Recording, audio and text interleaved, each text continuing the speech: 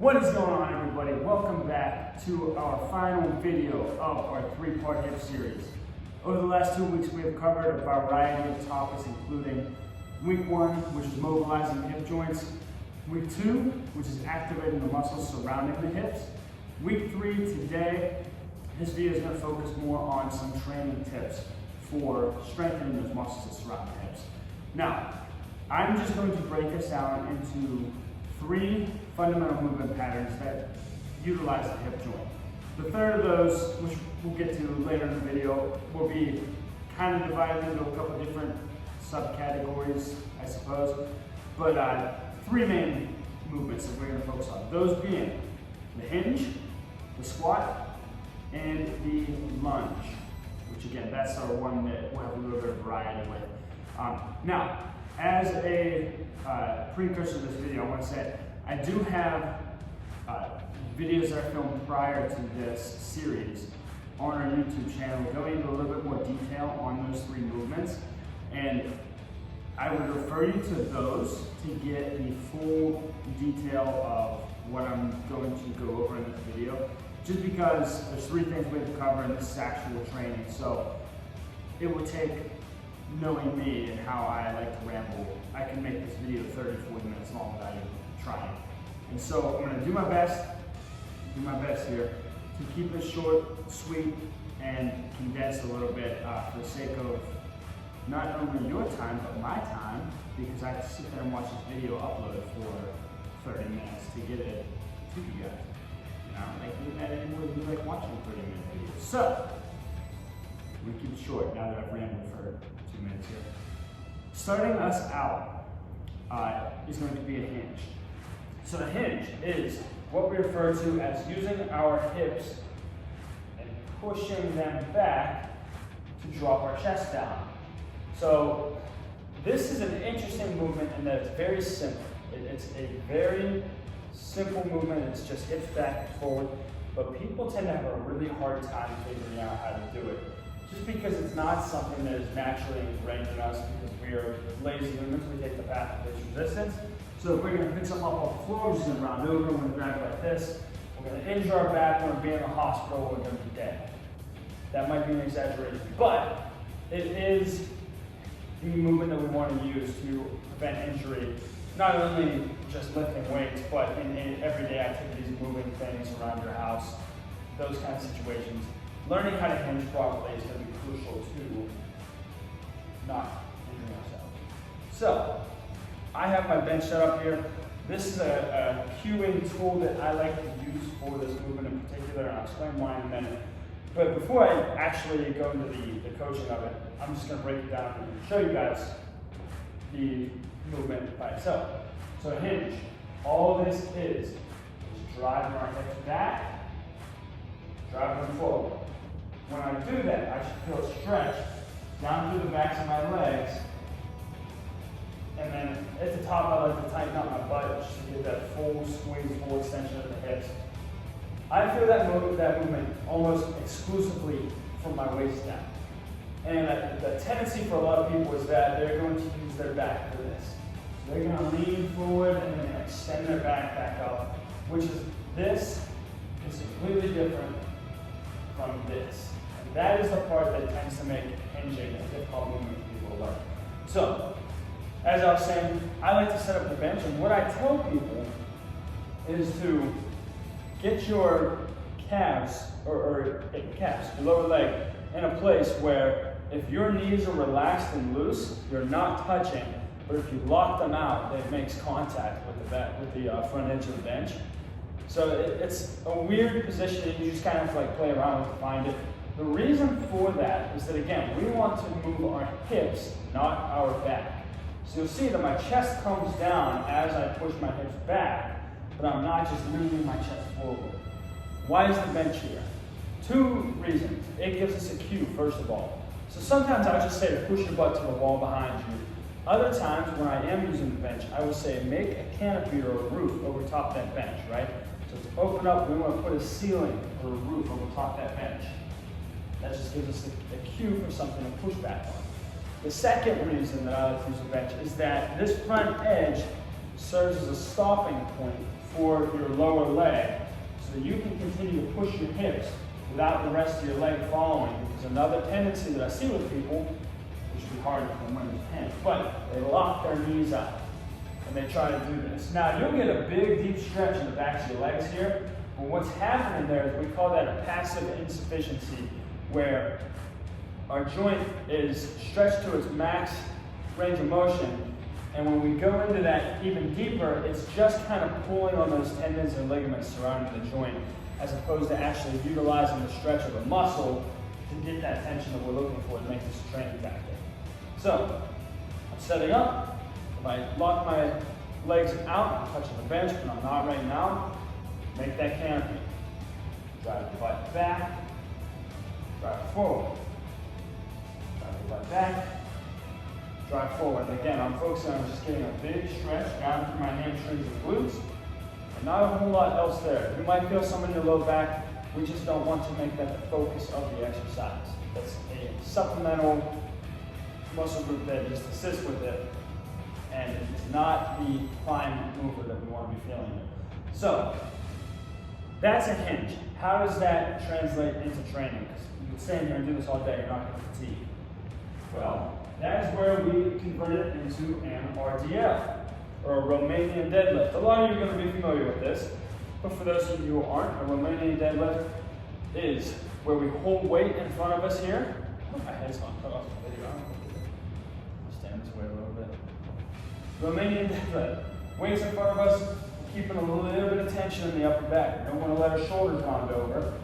So we're keeping tension in the upper back, squeezing a little bit of tension through our abs here, and then go into that hinge. So I'm driving my hips back, and I'm making a straight line down with that weight. So right now I have this kettlebell, I'm keeping it right about the center line between my feet. Right back up. Push my hips back, tension in my hamstring, back up. Before we move on, there's one more thing I want to point out about this hinge. That is that it's very easy to extend this too far.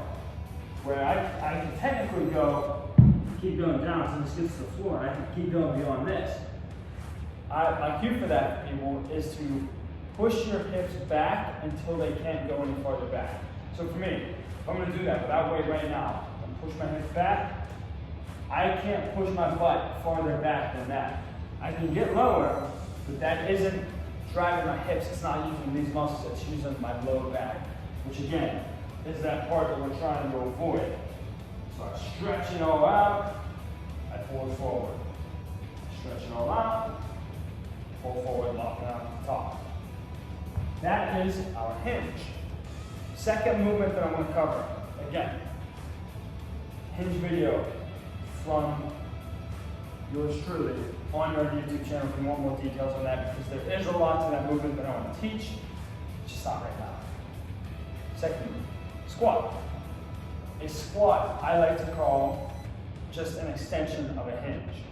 And that's another one of the issues that I tend to run into with people whenever I'm teaching that hinge, is that they go back and then they start to bend. They bend their knees and drop them down into a squat. Not a bad thing, just not what I'm teaching them to do at the time. So, with that in mind, when I do coach a squat, that is initiated with a hinge. I'll say, the first thing that always moves when you squat is going to be your butt. So if I'm standing upright, I'm getting ready to go into my squat, just put my hands out in front of me for the body weight. The first thing that moves is my butt. Then I allow the knees to bend until I get down to the depth that I'm looking for. And from here, I'm going to push my feet straight down into the floor and up and lock the hips out of the top. Now, there's a variety of different stances that you can take on this. I've been going a little bit wider lately, just trying to get more activation through those glute meets that we mentioned the last 2 weeks. It's more a personal preference that you need to figure out your own comfort level with. Some people are built to squat wider, some people are built to squat narrow, or some people are in the middle somewhere. Find what works best for you and what feels best for you, and that is absolutely what you should use. In this case though, I'm going to take that middle stance just because, again, it's that happy medium. I think it applies to most people. Once we start to load our squat, we're going to want to worry about bracing our core and things of that nature. But right now, again, we're just learning that movement pattern, so we're not going to go into too much detail on that. But we hinge, bend the knees. We want to get down, assuming that we're okay with it, with our knees, everything like this, to about parallel, push straight down into the floor to come back up. A couple of things here. Why do we hinge first? To me, that is shifting your center of gravity back to take away your body's tendency to drive forward with the knees. Because, this is another thing that I see a lot whenever I have a squat, is they want to keep this really upright stance and they start to come down and those knees come forward, the heels come up off the floor. Some people have the knees that can handle this, some don't. Maybe that's just something that's lacking in their training, but either way, this is not ideal for strength. I'm up on my toes, you can see I'm off balance a little bit. I don't have the most stability I could possibly have in this position. So, we shift the hips back, which then gives us our weight sitting back on our heels, and as we come down, we can let those knees come forward a little bit and keep us centered on our feet the way we want to be, so we have the most stability and can insert the most force into the ground. That is your squat. Unweighted, of course. How do we weight? Let's keep it simple with this kettlebell we're using for the hinges and go into a goblet squat. So again, I'm holding a kettlebell. This could be a dumbbell, could be any heavy implement that you want to hold in front of you, really. Holding that at our chest, getting that big deep breath in to our belly, embracing our core. See squatting video on YouTube. Sit the hips back and then straight down. I'm using this bench as my cueing for my depth here. Push straight back up. Squeeze my butt at the top. I sit the hips down and back. Push up to the top and squeeze. Carefully putting that weight down at the bottom. I'll give you guys one more thing that I like to include whenever I'm coaching this. I know I'm going a little bit long here, and I don't want to do that. But that third thing, the last thing I want to cover here is the drive to get your butt to work. Because again, this is an exercise that tends to be really easy to make super knee dominant, which is less than ideal for developing strength and power. And a cue that I like to use for that is that I would tell people to imagine that their heels are screwed into the ground. So your heels are stuck, your feet can't move except to pivot on those screws, right? So that's the only way my feet can move. However, I'm not going to let them because they're planted firmly on the ground. I'm gripping the ground tight so I have the most stability. But if I try to externally rotate my toes like that and push out against the sides of my shoes, I'm standing upright and I do that right now, what happens is that my butt tightens up. I'm forcing those hips into an isometric external rotation, which activates those glute knees. So we get that tension here.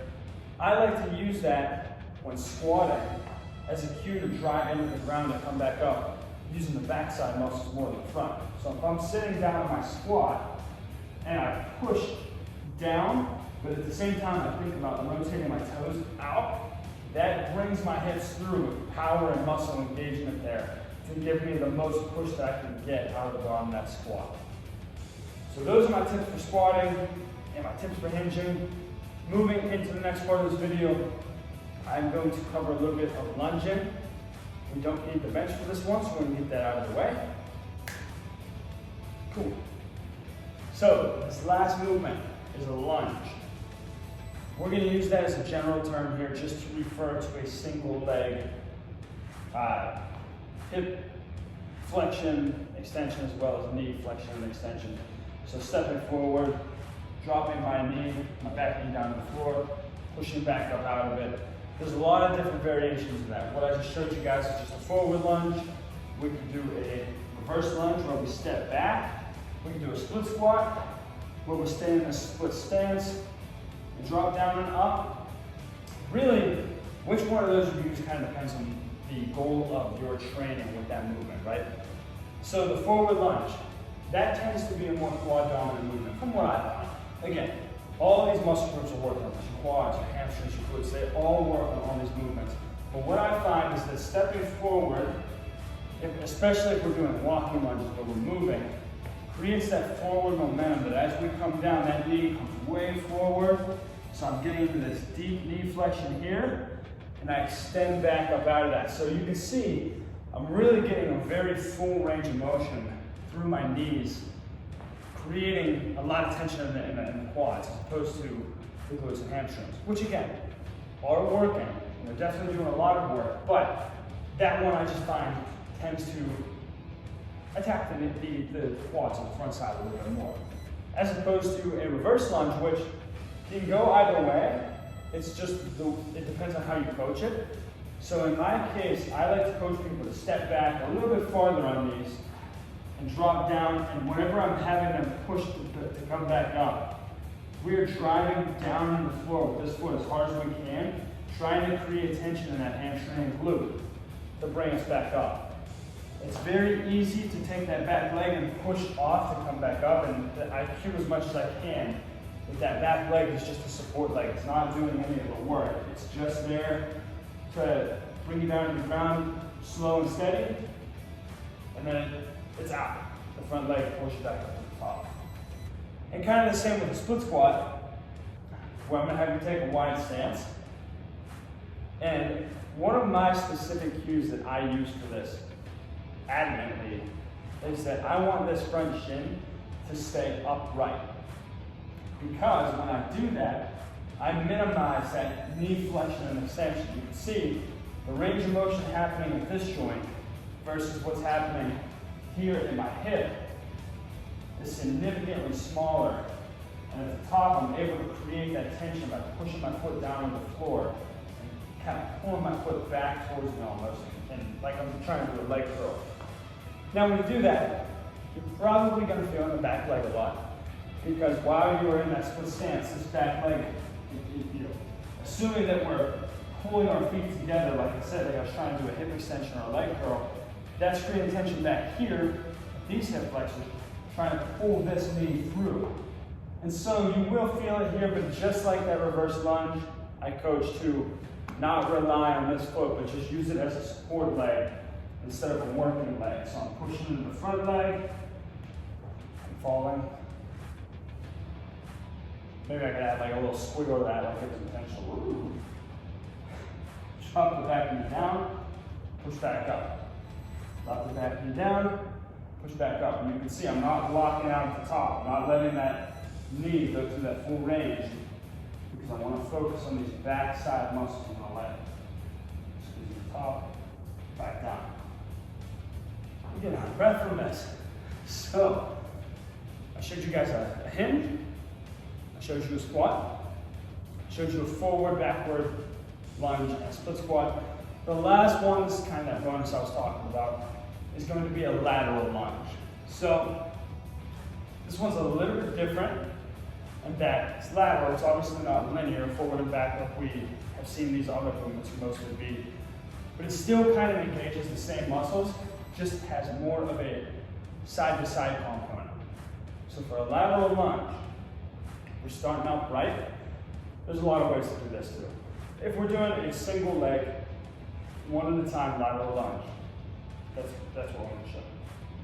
So we're upright, we step out to the side. We plant this foot. I generally tell people to keep the toes in line with each other as best you can. So it'd be real easy to step and point that toe out to the side. We're going to keep that internally rotated a little bit. And what we're going to do next is push the hips back and down to that side, so that when I get to the bottom of that position, my thigh is going to be just about parallel to the ground. This shin is going to be very close to vertical compared to the floor. It's going to be very close to upright, and it's going to be in line with my toes, which is where if we step out to the side like this, we put a lot of shearing force in that knee, kind of like we were talking about with lunges. It becomes a very knee-dominant exercise. We keep it here, we throw the hips back, that creates that tension in our hamstring glute, which tends to be the under-trained or underutilized muscles of the leg. So you can see my back leg is straight, I'm flat on my foot on this leg, and I'm going to push back up to the top. So I step out, toes parallel, I sit the butt down and back, I push up back to my starting position. You can see I'm going one leg at a time there. You could take a wide stance Drop down to one side, push back up to the middle, drop back down to the other side, push back up. I find that doing one leg at a time forces you to use a little bit more power to push yourself back up. So I think that's a little bit more of an effective training strategy for working those outside of the butt muscles. But this is a great regression for it. If that's something that's a little bit too challenging for you to start, absolutely try this. The same thing, we can do a Cossack squat where we drop down to that lunge and take it straight across. So we're not necessarily pushing hard back up to the top, but we're developing that prerequisite mobility and stability to just stay in that lateral lunge position and get comfortable in owning that. So, hinge, squat, lunge, split squat, lateral lunge. I gave you guys so much information. I'm out of breath. You're probably tired of watching me. I hope that you have all enjoyed this 3-part series on hip care and hip training. I hope it was useful to you. And if you did like it, please like the video, like the post on Instagram, like us on Facebook, follow us on YouTube, subscribe, hit the bell, all that social media influencer stuff. Do that. The more that you guys support the channel, the more I am motivated to release content to you, because I'm generally not. But I am here to help, and I want to help as many people as possible. So if you guys enjoyed this, please do give me feedback, good or bad, I don't care. And I hope you guys enjoyed the series. We'll talk to you in the next video.